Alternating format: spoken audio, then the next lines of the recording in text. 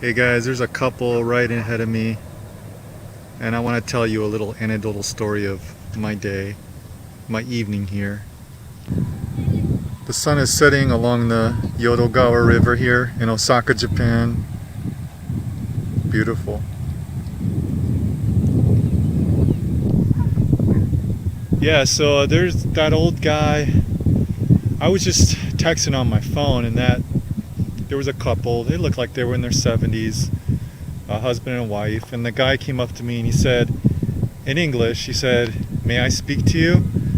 And I said, "No, but you can speak to me in Japanese if you'd like." And I said that in Japanese. And then he was like, had this shocked look on his face. And then he started speaking Japanese to me, and he asked me where I was from.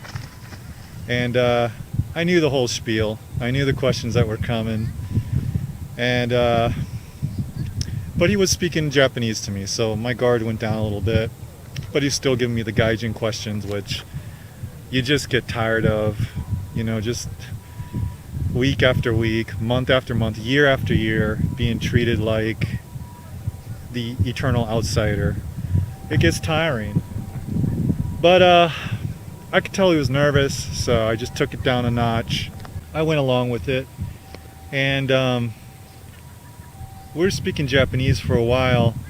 His wife was standing next to him, and she was kind of looking away, but she was listening. And then she asks him, she's like, "How long has he been here?"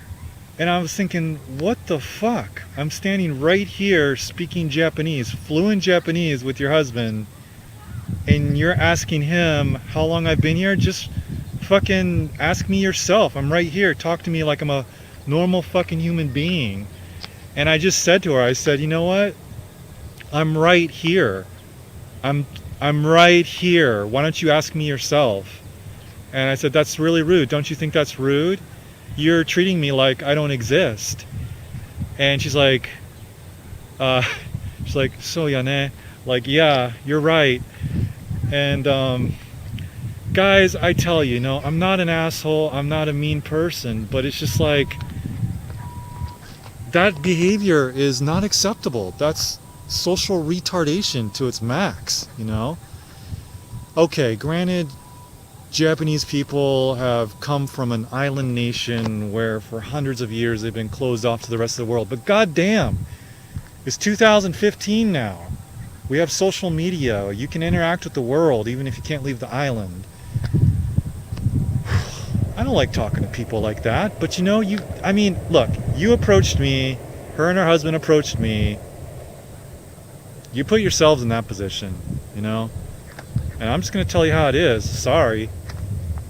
And I could tell she was shooken up when I told her that, basically. And I was pretty firm in the way I said it. I wasn't aggressive, like I'm going to harm you physically in any way. But I was firm, And she backed off, and I think she kind of realized her mistake.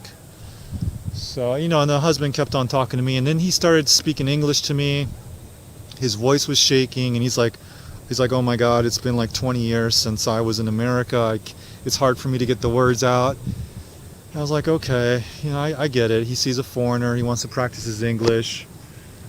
But, he, all in all, he was a respectful man, and, he didn't get too invasive. It was a wife that really pissed me off. But after I gave her a tongue lashing, I just kind of felt bad for her. I was like, wow, she really stepped into a shit puddle she wasn't expecting to step into. But yeah, guys, I know you fucking weeaboos, how the fuck you pronounce it, will never ever understand this, because you have your head so far up your asses that you just think Japan is the glory land. But it's different when you live here. You experience it day after day, year after year. You make your money here. You have bad days and good days, just like everybody else in their own country. Life is different when this becomes your life, if you know what I'm saying. It's the fantasy is gone. Like there's that's non-fucking existent. You just live everyday life here like you would in your own country, and you deal with shit upon shit being a foreigner. So that's all I gotta say. Peace out, fuckers.